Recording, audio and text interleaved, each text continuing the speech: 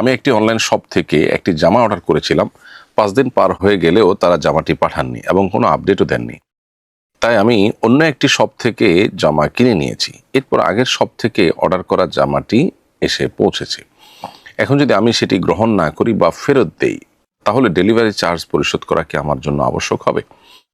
প্রিয় দর্শক, আপনি যখন কিনেছেন সেখানে তারা কতদিনের মধ্যে পৌঁছাবেন বা আপডেট দিবেন এমন কোনো বিষয় ছিল কিনা আমি জানি না। যদি এরকম কিছু থেকে থাকে এবং সেটা তারা ভঙ্গ করে থাকে, সেক্ষেত্রেও নীতিমালা যদি থাকে যে এরপরে দায় কর্তৃপক্ষ নিবেন, তাহলে তো সেক্ষেত্রে আপনার উপর কোনো দায় থাকে না যদি সেরকমটি হয়ে থাকে।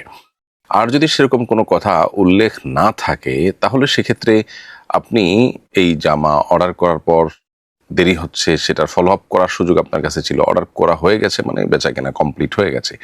এখন শুধু মাল হস্তান্তরের ব্যাপার। বেচাকেনা কমপ্লিট হয়ে গেলে 3 দিন পর্যন্ত সেখানে ফেরত দেওয়ার স্কোপ থাকে।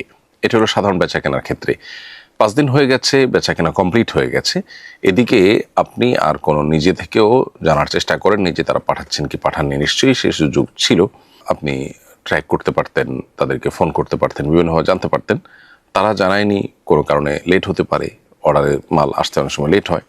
হতে পারে তারা মনে করছে আপনি পেয়ে যাচ্ছেন বা কাছাকাছি আছে, অথবা তাদের ত্রুটি হয়েছে কিন্তু আপনি জানতে পারতেন। অতএব এখানে বান্দার হক সংশ্লিষ্ট বিষয় হওয়ার কারণে সতর্কতা হবে আপনার জন্য অন্তত ডেলিভারি চার্জ আপনি পরিশোধ করা। কারণ এখানে ডেলিভারি চার্জ তাদের পরিশোধ করার কারণ খুবই কম। কেনাবেচা কমপ্লিট হয়েছে, আসতে একটু দেরি হয়েছে, এটুকুর অজুহাতে আপনি মালও ফেরত দেবেন, ডেলিভারি চার্জও নেবেন না। এটা ন্যায্য হয় না। আমি একজন প্রাইমারি স্কুলের শিক্ষিকা। স্কুলের প্রায় সকল কক্ষেই শিক্ষা উপকরণ হিসাবে নানা রকম জীবজন্তু ও মানুষের ছবি দিয়ে সাজানো থাকে। শিক্ষক শিক্ষিকা এবং ছাত্রদের মাঝে যারা নামাজ আদায় করেন, আমাদের এখানেই নামাজ পড়তে হয়। এসব কক্ষে নামাজ হবে কিনা, এটা হলো আমার প্রশ্ন। গুরুত্বপূর্ণ একটি প্রশ্ন প্রিয় বোন। আপনার প্রশ্ন উত্তর বলতে চাই, যথাসম্ভব এমন কোনো জায়গায় নামাজ পড়ার চেষ্টা করতে হবে যেই কক্ষে বা যে জায়গার আশেপাশে কোনো প্রাণীর ছবি নেই। কারণ প্রাণীর ছবি যদি কোথাও ঝুলন্ত থাকে বা কোনো ভাস্কর্য প্রাণীর থাকে, তাহলে সেক্ষেত্রে সেখানে রহমতের ফেরেশতা প্রবেশ করে না। এবং সুস্পষ্ট হাদিস নবী করিম সাল্লাল্লাহু আলাইহি ওয়াসাল্লাম থেকে বর্ণিত হয়েছে। অতএব যে কক্ষে আপনি সালাত আদায় করবেন সেখানে যেন কোনো প্রাণীর ছবি বা প্রাণীর ভাস্কর্য না থাকে, সেই জিনিসটি আপনাকে খেয়াল করতে হবে। এরপরও যদি সেরকম জায়গা না থাকে ওখানে, তাহলে সেক্ষেত্রে আশেপাশে অন্য কোনো কক্ষে, অন্য কোনো জায়গায় আশেপাশে যেখানে আপনার নামাজ পড়ার উপযোগী, সেখানে আপনাকে নামাজ পড়ার চেষ্টা করতে হবে। সেরকম কোনো জায়গা যদি পাওয়া না যায়, সব জায়গায় অলমোস্ট সেরকম, এর বাইরে অন্য কোনো জায়গা নামাজ পড়ার মতো নেই আপনার কাছে বিকল্প, তাহলে সেক্ষেত্রে এই ছবিগুলোকে কোনোভাবে ঢেকে দিয়ে যদি পারেন নামাজ পড়বেন। সেটাও যদি আপনার দ্বারা সম্ভব না হয়, তাহলে অপরাগ অবস্থায় ওই অবস্থায় ওখানে নামাজ পড়ে নেবেন। তবে যেখানে আমাকে প্রতিনিয়ত নামাজ পড়তে গিয়ে একটা মাকরুহ কাজ করতে হচ্ছে, শরিয়া যেটাকে অপছন্দ করে এমন একটা কাজ করতে হচ্ছে, নামাজের কোয়ালিটি একটু হলেও কমবে, সেরকম একটি কাজ করতে হচ্ছে। অর্থাৎ প্রাণীর ছবি যেখানে রহমতের ফেরেশতা আসে না, সে জায়গায় নামাজ পড়তে হচ্ছে। নামাজ তো আদায় হয়ে যাবে, কিন্তু নিয়মিত আপনি নামাজের মধ্যে একটি ত্রুটি রেখে তারপর নামাজটা আদায় করছেন। এজন্য বিকল্প ব্যবস্থা আপনাকে খুঁজে বের করার চেষ্টা করতে হবে।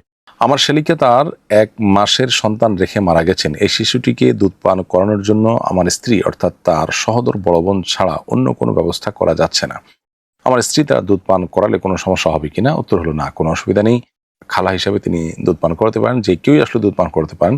কিন্তু মনে রাখতে হবে, আপনার স্ত্রী যদি তাকে দুধ পান করান, তাহলে সেক্ষেত্রে এই সন্তান আপনার দুধ সন্তান হিসাবে সাব্যস্ত হবে। আপনি তার সাথে দেখা দিতে পারবেন এবং খালু হিসাবে যেটা দেখা দিতে পারতেন না প্রাপ্তবয়স্ক হওয়ার পর, সেটা এখন আপনি পারবেন, কারণ আপনার দুধ সন্তান হয়ে গেল।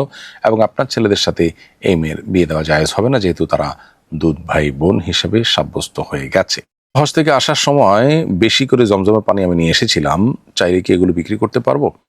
জমজমের পানি আপনি যখন বোতলে নিয়েছেন কিংবা আপনি কিনেছেন, এরপর এটা আপনার মালিকানায় চলে আসছে। এরপর এটা আপনি বিক্রি করতে পারেন, আপনি খেতে পারেন, কাউকে দান করতে পারেন, সম্পূর্ণ আপনার এখতিয়ারাধীন বিষয়। কোনো মানুষ যখন কোনো সম্পদ তার মালিকানায় চলে আসে, তখন সেটার উপরে হস্তক্ষেপ করা আর এখতিয়ার সম্পূর্ণ তার। বিধায় এটা আপনি বিক্রি করলে সেটা জায়েজ হবে। জমজমের পানি হলে সেটা বিক্রি করা যায় না, ব্যাপারটি সেরকম নয়। তবে বাংলাদেশে জমজমের পানি বিক্রির নাম করে জমজমের পানির জায়গায় অন্য কোনো পানি, নকল পানি বিক্রি করছে কিনা মানুষ, সেটা নিয়ে আপনার প্রশাসন বিভিন্ন সময় প্রশ্ন তুলেছে। এই প্রশ্ন তোলাটা অস্বাভাবিক নয়, বিশেষ করে যখন এটার অথেন্টিকেশন প্রমাণিত থাকবে না তখন। এর বাইরে ব্যক্তিগত পর্যায়ে এটা বিক্রি করলে সেটি কোনো নাজায়েজ বা শরীয়ত দৃষ্টিকোণ থেকে গুনাহের বিষয় হবে না।